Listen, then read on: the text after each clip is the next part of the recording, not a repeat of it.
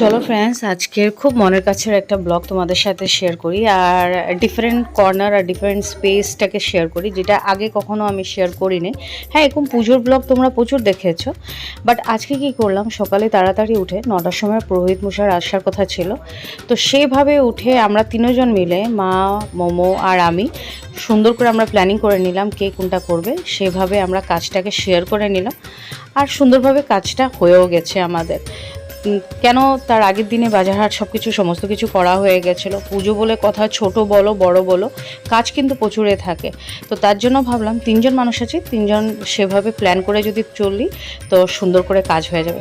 আর এমন করে বাটা সাজাতে না, অন্য সময় মামা সাজায়, বাট এবার আমি ভাবলাম যে না, আমিও করি।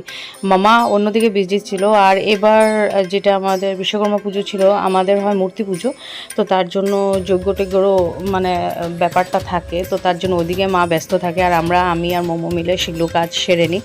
আর এদিকে রেভান্ত একটা সুপার এক্সাইটেড থাকে, কেন তার সাইকেলটাকেও ধুয়ে নেবে, সুন্দর করে ক্লিন করে নেবে সবাই। মানে এদিকে দিদিভাইয়ের ছেলেটাও, অনুরাগ বলো, রাজ, এদিকে রাজের বাইকটাকে করে নিল।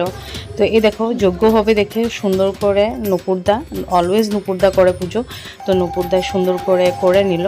আর যজ্ঞটুকু আমাদের সারা হয়ে গেছে সুন্দর করে। এবার সাইকেল, বাইক, যা যা সমস্ত কিছু ছিল ওগুলোকে সুন্দর করে পূজা করে নিয়েছে।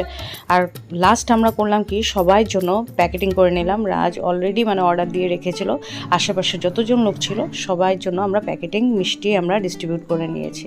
আর পুজোর সময় যেন খুব খাটাখাটনি থাকে, তার জন্য ভাবলাম লাইট আর কিছু মানে চটাচট হয়ে যাবে সেভাবে কিছু প্ল্যান করা যাক। তো ফ্রাইড রাইস, পনির আর ডাল মাখানো করা হয়েছিল।